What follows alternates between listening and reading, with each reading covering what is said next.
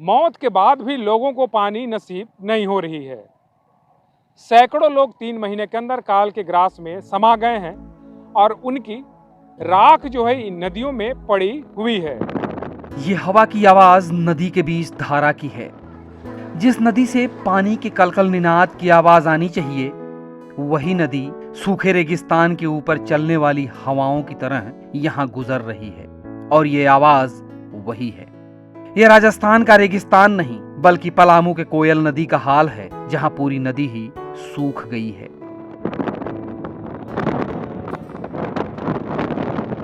पौराणिक मान्यताओं में है कि भागीरथ ने तपस्या की थी तो धरती पर गंगा आई थी, लेकिन पलामू में नदी का पानी ही सूख गया।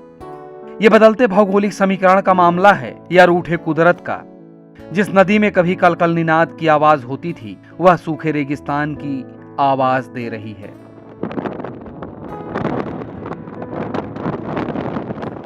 सबसे बड़ी बात यह है कि इस क्षेत्र में जो लोग मर रहे हैं, उनके अस्थि कलश के विसर्जन तक का पानी इस नदी में नहीं रहा।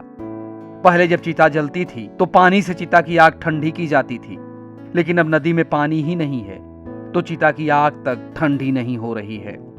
इसी से भरकर पानी जो है कि आपको मिझाया जाता है और उठाकर जो है कि सारा राख को जो है कि बाउंड्री के बाहर जो है कि फेंका जाता है। उसमें कुछ शरीर के अंश भी रहते हैं, तो ऐसा मान्यता है कि उसको प्रवाहित किया जाता है, तभी तो नहीं हो पा रहा है। नहीं, ये तो नहीं हो पा रहा। पानी का उपलब्ध तो है नहीं, नदी में पानी सारा सूख चुका है।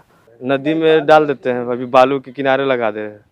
बालू किनारे? हाँ, पानी अभी नहीं बह नहीं पा रहा, अभी एक जगह इकट्ठा करके रख रहे हैं। हिंदू धर्म में अंतिम संस्कार के रीति रिवाज को माने तो मान्यता यही है कि चिता जब जलकर समाप्त हो जाती है तो शरीर के एक अंश को मीन अंश के तौर पर पानी में प्रवाहित कर दिया जाता है, जो मछलियों का अंश होता है।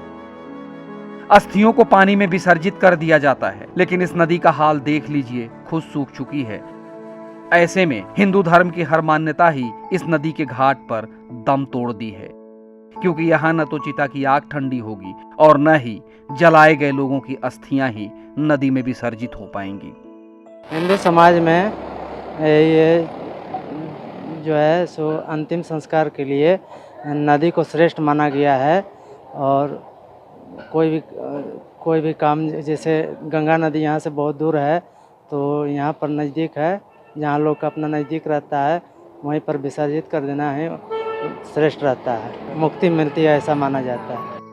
नदी सूख गई है, इसकी जानकारी सभी को है, लेकिन बचाने के लिए क्या किया जाए, उपाय किसी के पास नहीं है।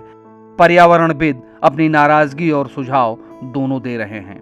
झरना, कुआं, तालाब, चापाकल सब सूखते जा रहा है, तो आखिर हम कितना धरती में कितना हम बांध चलाएंगे, कितना हम दर मारेंगे, कहाँ से पानी आएगा?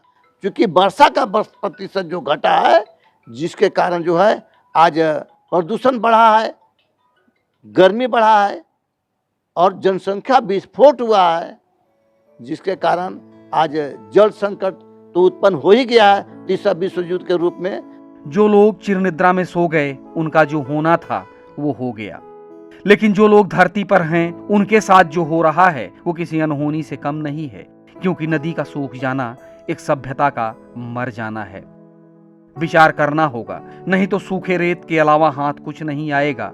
बचेगा तो बस खाक हुई जिंदगी की राख, दिखेगा कुछ तो बस बहती हुई नदी बनी रेगिस्तान। लोग बारिश का इंतजार सिर्फ इसलिए ही नहीं कर रहे हैं कि उनकी प्यास बुझ सके। लोगों को बारिश का इसलिए भी इंतजार है ताकि उनके परिजनों को जो काल के ग्रास में समा गए हैं, उन्हें मोक्ष मिल सके। नीरज कुमार, ईटीवी भारत, पलामू।